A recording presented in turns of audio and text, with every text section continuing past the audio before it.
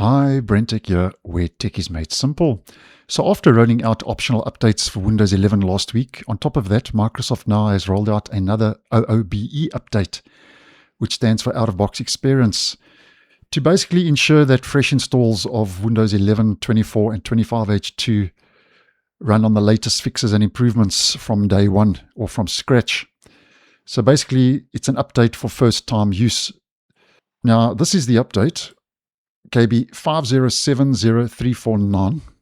And according to Microsoft, the update will enhance the installation phase that runs right after Windows setup completes, which basically ensures that, according to Microsoft, critical components like drivers and zero-day patches are downloaded and applied automatically the moment your PC connects to the internet.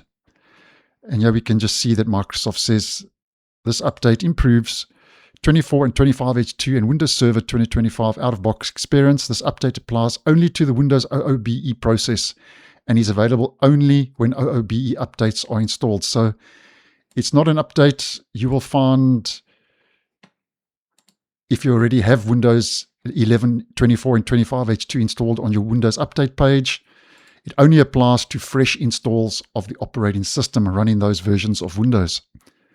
Now, the update, KB5070349, is a mandatory update, a compulsory update, because according to Microsoft, it does ensure that the system boots with the latest fixes and feature updates in place, which may or may not be a good thing or a bad thing, depending on which side of the fence of this you sit on.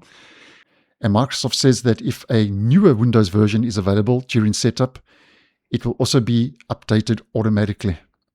So basically, at the end of the day, the update will allow your device to start with the most current build installed when doing a fresh and a clean install.